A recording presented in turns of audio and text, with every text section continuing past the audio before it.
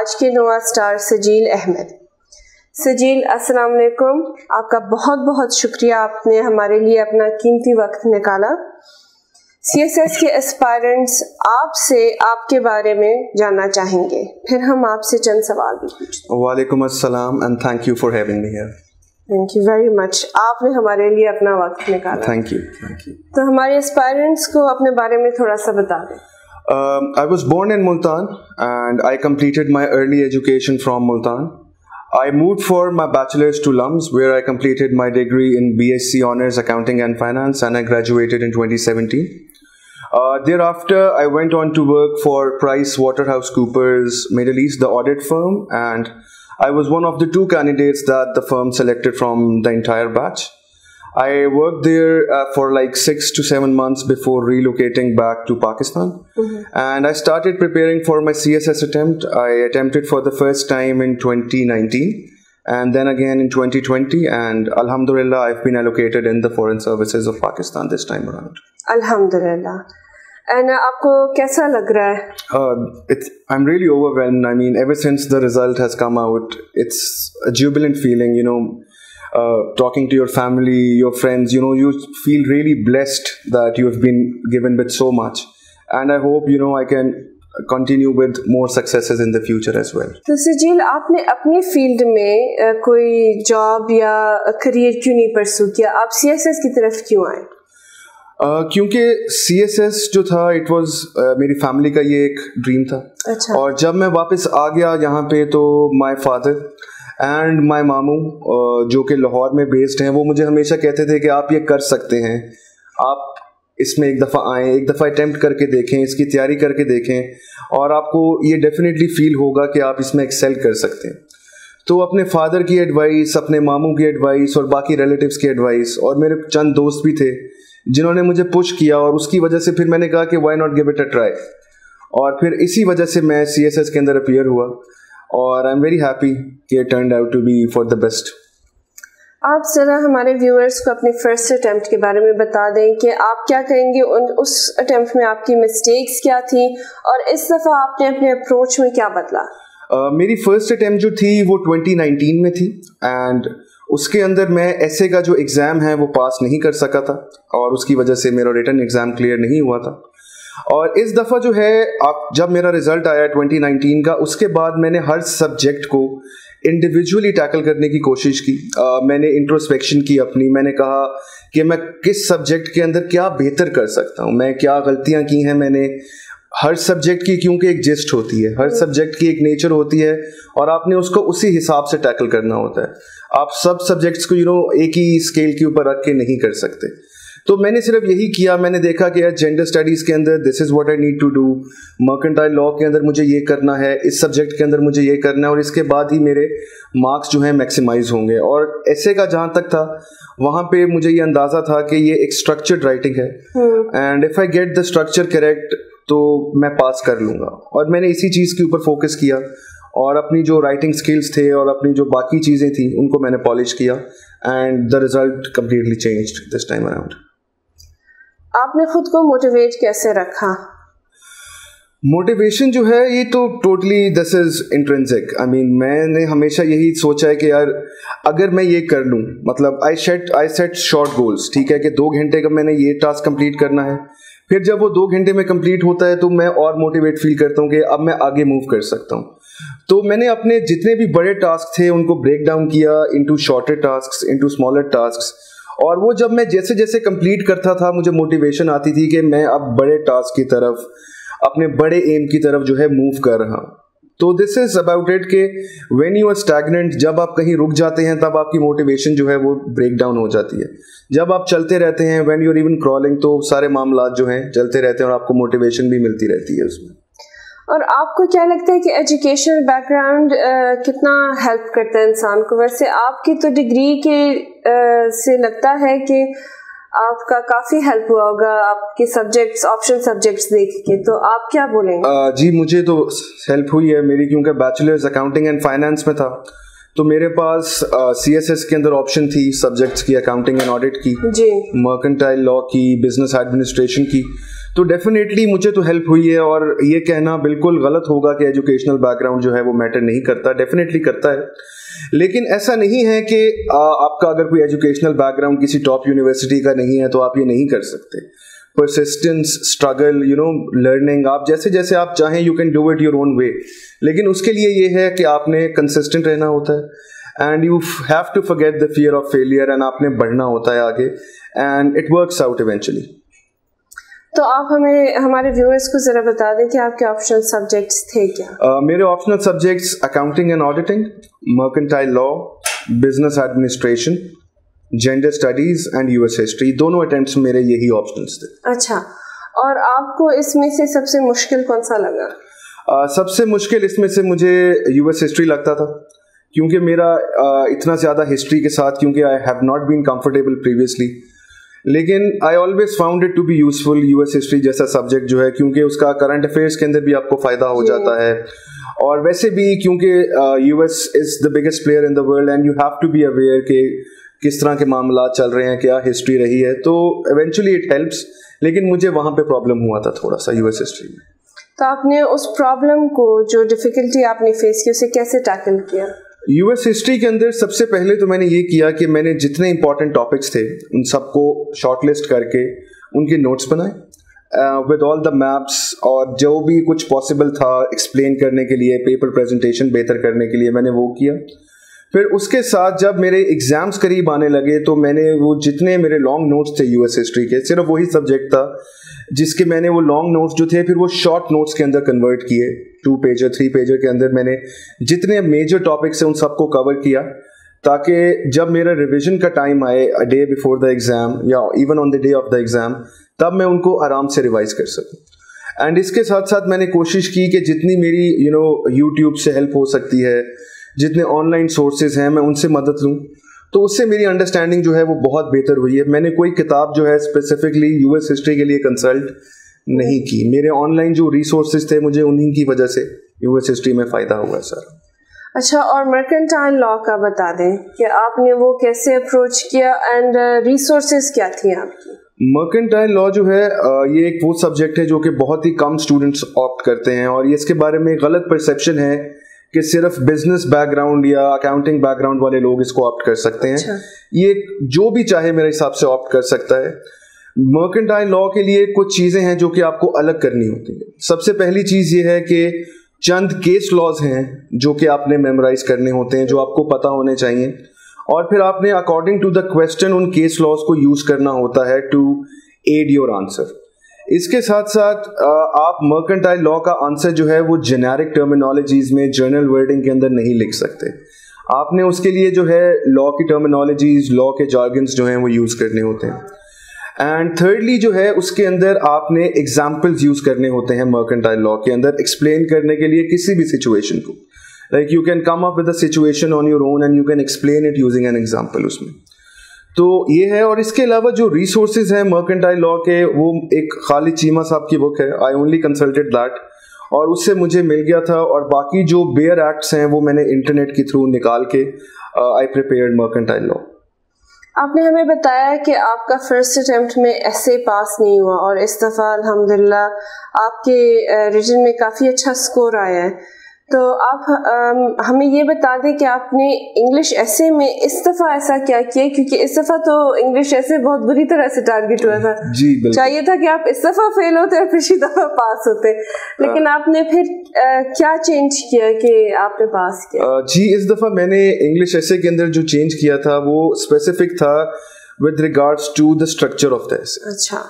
शायद पहली अटेम्प्ट में I was not that aware कि ऐसे एक प्रॉपर मेथडोलॉजी से लिखना है, एक प्रॉपर स्ट्रक्चर से लिखना है। तो इस दफ़ा मैंने पैराग्राफ्स का प्रॉपर स्ट्रक्चर बनाया था।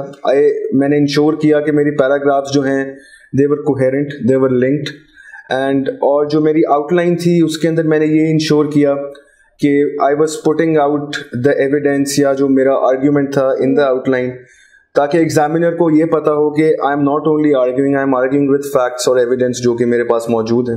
तो it was a detailed outline जो कि फर्स्ट अटेम्प्ट पे नहीं थी। फिर इंट्रोडक्शन को भी मैंने स्ट्रक्चर किया था, एंड आई इंश्योर्ड कि इंट्रोडक्शन के अंदर मेरी किसी भी किस्म की कोई गलती ना हो, और मैं अपना जो पर्सपेक्टिव है ऑन द टॉपिक वो बिल्कुल एग्जामिनर को क्लियर वर्ड्स के अंदर प्रेजेंट कर पाऊँ. तो आई थिंक ये चीज़ें जो थी ये फर्स्ट अटेम्प्ट में लैकिंग थी ऐसे के हवाले से, और इस दफ़ा जो है मैंने इनके ऊपर काम किया था, जिसकी वजह से I was able to clear the English essay. और इस दफ़ा आपका रिटन और इंटरव्यू में स्कोर कितना है? मेरा रिटन स्कोर जो है वो 678 है, and the interview score is 193. माशाल्लाह, that's really really good score. Thank you. तो हमारे एस्पायरेंट्स से मुखातिब होके आप उन्हें कोई स्पेसिफिक एडवाइस दे दें जिसके साथ वो ना सिर्फ पास कर लें लेकिन अच्छा स्कोर ले लें. देखें, एडवाइस जो है एस्पिरेंट्स को वो बहुत ही मैं सिंपल वर्ड्स के अंदर उसको बताना चाहूँगा. हर सब्जेक्ट जो है उसको आप लोगों ने डिफरेंटली ट्रीट करना है. एक प्रॉब्लम जो नॉर्मली एस्पिरेंट्स फेस ये करते हैं कि दे आर नॉट श्योर, उनको पता नहीं होता कि फॉर एग्जांपल इंटरनेशनल लॉ है या मर्केंटाइल लॉ है या जेंडर स्टडीज़ है, कि what is so specific about this subject, और इस सब्जेक्ट के अंदर मैंने ऐसा क्या करना है मार्क्स गेन करने के लिए. तो एक मैं छोटे से एग्जांपल से आपको एक्सप्लेन करूंगा. अब जैसे जेंडर स्टडीज़ है, जेंडर स्टडीज़ की एक डिफरेंट नेचर है. अगर आप उसको बिल्कुल जर्नल अटेम्प्ट करना चाहेंगे पेपर, तब भी अटेम्प्ट हो जाएगा और शायद तब आपका पास भी हो जाए, लेकिन you will and up scoring in mid-30s या हार्डली अर्ली 40s. अब उसमें हमने क्या करना होता है, उसके अंदर हमने इंश्योर करना होता है कि हमने जो फेमिनिज्म की वेव्स पढ़ी हुई हैं या जो हमने थ्योरीज पढ़ी हुई हैं, we try to link that with the question, ठीक है, और we come up with the story, और we come up with an example from the real life और from the happenings that are occurring all across the globe. तो हर subject की एक individual nature है, and you have to grasp that individual nature, and you have to ensure कि you are analytical. Analysis जो है वो CSS की बुनियाद है. हर सब्जेक्ट एनालिसिस मांगता है, और अगर हम प्रॉपरली एनालिसिस करने में कामयाब हो जाते हैं तो हमारा जो स्कोर है वो डेफिनेटली अच्छा होता है. आपने अपना स्टडी अप्रोच कैसा रखा? हमने अभी हर सब्जेक्ट के बारे में, काफ़ी सब्जेक्ट्स के बारे में इंडिविजुअली बात की, तो अब अपना ओवरऑल स्टडी अप्रोच बता दें कि आपने टाइम टेबल कैसे बनाया, आपने नोट्स कैसे बनाए. बहुत सारे स्टूडेंट्स को ये टेंशन होती है, वो CSS का माइंड बना लेते हैं लेकिन उनसे वो पहला स्टेप नहीं लिया जाता कि मैं स्टार्ट कहाँ से करूँ, क्या करूँ, कैसे करूँ. तो वो ज़रा हमारे व्यूअर्स को बता दें कि वो पहला स्टेप कैसे लेते हैं. पहला स्टेप जो मैंने लिया था और जो कि मैं बाकी लोगों को भी एडवाइस करता हूँ वो हमेशा होता है कि स्टार्ट विद करंट अफेयर्स. ठीक है, स्टार्ट विद करंट अफेयर्स, क्योंकि आप देखें, आप normally you dive into the essay और आप ऐसे करने की कोशिश करते हैं, और फिर आप सोच रहे होते हैं कि हमारे पास आर्ग्यूमेंट नहीं है, हमारे पास डेटा नहीं है. तो मेरी हमेशा यही एडवाइस होती है कि करंट अफेयर्स को स्टार्ट करें और करंट अफेयर्स को फिर कभी ख़त्म ना करें. अच्छा, जब तक आपका एग्जाम होता है जस्ट इंश्योर कि आप डेली करंट अफेयर्स को फॉलो कर रहे हैं, ठीक है. और जब आप करंट अफेयर्स फॉलो कर रहे होते हैं, जब आप डेली न्यूज़ पढ़ रहे होते हैं, तो आपको एक थोड़े टाइम के बाद you start getting to that comfort level, और वो कंफर्ट लेवल जब आता है तो वो आपको बाकी एग्जाम्स के अंदर, बाकी सब्जेक्ट्स के अंदर भी हेल्प करता है. और जहां तक आपका टाइम टेबल वाला क्वेश्चन है, तो उसके अंदर मेरी ये अप्रोच होती थी कि मैं 2 सब्जेक्ट्स को पैरेलल चलाता. अच्छा, एक सब्जेक्ट जो था वो ऑप्शनल होता था, एक सब्जेक्ट मेरा कंपलसरी होता था, और मैं ये कोशिश करता था कि मैं डेली दोनों सब्जेक्ट्स को टाइम दूं. ठीक है, अगर मैं एक टाइम के ऊपर अकाउंटिंग कर रहा हूं तो दूसरे टाइम के ऊपर मैं करंट अफेयर्स कर रहा हूँ. और सबसे ज़्यादा एम्फेसिस मैं देता था रिटन प्रैक्टिस के ऊपर, क्योंकि असल चीज़ यही है कि आप एग्ज़ाम के अंदर जो आपने 4 क्वेश्चंस अटेम्प्ट करने हैं वो आप एक सटल बैलेंस के अंदर अटेम्प्ट करें, और वो ही सबसे ज़रूरी चीज़ है, और वो सिर्फ और सिर्फ रिटन प्रैक्टिस से आती है. तो करंट अफेयर्स एक बहुत वास्ट सब्जेक्ट है, और आप हमारे व्यूअर्स से कह रहे हैं कि वो करंट अफेयर्स को ख़त्म कभी ना करें. तो ये सारा इन्फॉर्मेशन बंदा एब्जॉर्ब कैसे करे, याद कैसे रखे? बहुत सारे उसमें फैक्ट्स एंड फिगर्स भी होते हैं. देखिए, जब आप एक topic for example current affairs के अंदर पढ़ रहे हैं, वो टॉपिक जो है, अब जैसे हमारे टाइम से, मेरी फर्स्ट अटेम्प्ट के टाइम से FATF एक टॉपिक है जो कि न्यूज़ के अंदर है, और अभी भी आप देख लें कि जो अगले 2022 वाले होंगे उनकी भी न्यूज़ के अंदर ये टॉपिक होगा. तो द पॉइंट इज कि आप एक टॉपिक की बिल्कुल बेसिक अंडरस्टैंडिंग ले लें, आप उसको समझ लें, और फिर जैसे जैसे वो रिपोर्ट हो रहा है अपने नोट्स को और अपने फैक्ट्स को अपडेट करते रहें. ये सबसे ज़रूरी चीज़ है. اٹ شوڈ ناٹ بی دس وے کہ آپ جو ہیں آؤٹ ڈیٹڈ فیکٹس یا آؤٹ ڈیٹڈ فگرس کے ساتھ ایگزام کے اندر جا رہے ہیں.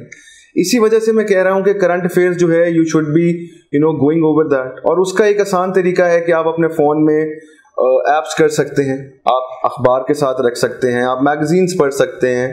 تو اس کے لیے آپ کو کوئی اتنا کنسرٹڈ قسم کا ایفرٹ نہیں کرنا پڑتا. یو کین آپ بڑے آرام سے اپنے فون کے ذریعے ہی آدھے پونے گھنٹے کے اندر آپ لوگ کرنٹ افیئرس کو گراسپ کر سکتے ہیں ڈیلی بیسس پہ. تو کرنٹ افیئرس جو ہے میرے حساب سے وہ آپ کو کرنا چاہیے, کیونکہ وہ باقی سبجیکٹس کے اندر بھی بہت زیادہ ہیلپ فل ہوتا ہے. لیکن سب سے بورنگ کرنٹ افیئرس ہی ہوتے ہیں, اس سے بہت زیادہ انفارمیشن ہوتا ہے. تو اس کے لیے آپ اپنے دیکھیں, اس کے لیے you can have fact books. ٹھیک ہے, آپ جتنی میجر تھیمز ہیں, education, terrorism, economy, poverty, all the major themes, آپ اس کے اندر اپنی ایک فیکٹ بک بنا لیں, اس کو ڈیوائڈ کر لیں, اور اس کے اندر ود ڈیٹ آپ لوگ جو ہے فیکٹس اپڈیٹ کرتے رہیں. تو یہ ایک بہت ہی فائدہ مند اسٹریٹجی ہوتی ہے, جو کہ آپ کو بعد میں اندازہ ہوتا ہے کہ کتنی فائدہ مند تھی جب آپ اپیئر ہو جاتے ہیں. پہلے تو آپ کو مشکل لگ رہا ہوتا ہے. ہاں, اور آپ کو کرنٹ افیئرس نے ویسے کافی اور بہت سبجیکٹس میں بھی ہیلپ کی. جی, ایسے میں نے جو ایسے لکھا تھا وہ ایسے میں اس کے بغیر نہیں لکھ سکتا. اور آپ یو ایس ہسٹری کے اندر آپ دیکھیں کہ دیر از اے پورشن جو کہ کرنٹ افیئرس کے اوپر ہوتا ہے. بالکل. تو کرنٹ افیئرس جو ہے آپ کو پاکستان افیئرس کے پیپر کے اندر بھی ملتا ہے. تو کرنٹ افیئرس جو ہے وہ آپ کو ملٹیپل ایگزامس کے اندر ہیلپ کرتا ہے. اور اسی وجہ سے میں ہمیشہ کہتا ہوں کہ کرنٹ افیئرس جو ہے وہ آپ کو ڈیلی کرنے چاہیے, اور کرنٹ افیئرس کے ساتھ آپ نے اپڈیٹڈ رہنا ہوتا ہے آل تھرو آؤٹ. اور انٹرویو کی تیاری میں بھی کرنٹ افیئرس. جی بالکل, انٹرویو کی تیاری کے اندر تو آپ کے کرنٹ افیئرس اور زیادہ مائنیوٹ لیول پہ چلے جاتے ہیں. آپ ایک براڈر لیول کے اوپر تو ریٹن کے لیے دیکھ رہے ہوتے ہیں, لیکن کرنٹ انٹرویو کے لیے آپ نے اور زیادہ ڈیپتھ میں جانا ہوتا ہے, کیونکہ آپ اس کے لیے کراس کوشچن کیے جا رہے ہوتے ہیں, اور آپ نے ایک چیز بتا دی ہے تو اس میں سے کوئی اور کوشچن ہوگا. اور انٹرویو کی تیاری آپ نے کیسے کی؟ انٹرویو کی تیاری کے لیے سب سے پہلے تو میں نے اپنے آپشنلس کے اوپر فوکس کیا. اور میں نے آپشنلس کی جتنی تیاری تھی وہ میں نے کی, لیکن آپشنلس کے لیے میں ان ڈیپتھ پریپریشن میں نے نہیں کی. ٹھیک ہے, جتنے میجر ٹاپکس تھے, جو کہیں پہ کوئی رائٹرس تھے, کوئی بکس تھیں, اس طرح کی جو میجر چیزیں تھیں, کوئی تھیوریز تھیں, میں نے وہ چیزیں یاد کر لیں. تھینک فلی کیونکہ میرے پاس اکاؤنٹنگ وغیرہ تھے, تو اس میں سے کویسچنز آپ کو نہیں ہوتے. اچھا, نارملی اس میں سے نہیں ہوتے, تو مجھے تو نہیں ہوا تھا کوئی اس میں سے. تو باقی میں نے سب سے پہلے وہ تیار کی, اور پھر میرا ٹوٹل جو فوکس تھا وہ کرنٹ افیئرس کے اوپر تھا اور اخبار پڑھنے کے اوپر تھا. اور جیسے جیسے انٹرویوز پروگریس کر رہے تھے, I was trying to understand کہ کس طرف جو ہے وہ پینل کا زیادہ دھیان ہے. آئی کورڈ ہسٹری, جتنی بھی ڈفرینٹ طرح کی ہسٹریز تھیں, یورپین ہسٹری, ٹھیک ہے, اس کے اندر اسپینش ہسٹری تھی, فرینچ ہسٹری تھی, جتنی بھی امپورٹنٹ چیزیں تھیں وہ میں نے کور کی. انڈو پاک ہسٹری میں نے کور کی. تو یہ ساری وہ چیزیں تھیں جو کہ میں کر رہا تھا فار دا انٹرویو. اور سب سے زیادہ یہ تھا کہ I was recording the answers خود. مطلب میں خود ہی اپنے آپ سے سوال پوچھتا تھا, اور میں خود ہی اس کو آنسر کرتا تھا, اور خود ہی اپنے آپ کو پھر میں فیڈ بیک دیتا تھا موسٹلی کہ یہاں پہ مجھے لگ رہا ہے کہ میں غلط ہوں. کیونکہ ultimately it is a test of your personality, it is a test of your confidence and the way you carry your self. اگر آپ اپنے آپ کو ایک اچھے طریقے سے, اچھے انداز سے کیری کر رہے ہیں, and if you are graceful in your answers, اور آپ کو اگر نہیں بھی آتا تو آئی تھنک وہ کافی زیادہ کور اپ ہو جاتا ہے جس طرح آپ اس کو آنسر کر رہے ہوتے ہیں.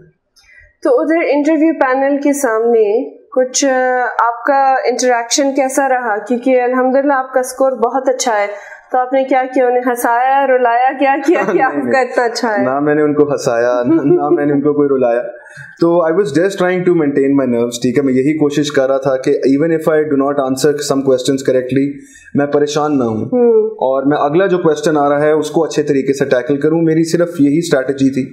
ایسا نہیں ہے کہ I answered all of the questions, وہ تو پاسبل نہیں تھا. I fumbled on 1 or 2, but I maintained my composure, I was confident enough, اور that is I think the reason I scored a reasonable score in the interview.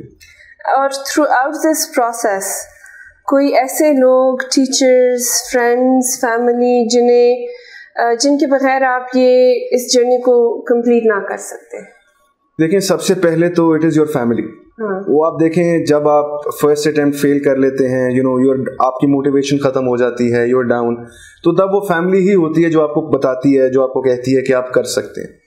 تو میری بہن, میرے بھائی, my parents, my mother, my father, وہ ہر وقت مجھے یہی بتاتے تھے کہ یہ پاسبل ہے. This is just a temporary roadblock, और आप अपीयर होंगे तो आप कर लेंगे अगली दफ़ा. तो they always talk to me in a positive mode, और हमेशा उन्होंने मुझे मोटिवेट ही किया. तो सबसे पहले तो फैमिली का बहुत बड़ा रोल होता है, और फैमिली की वजह से आई वुड से कि ये मैं हुआ.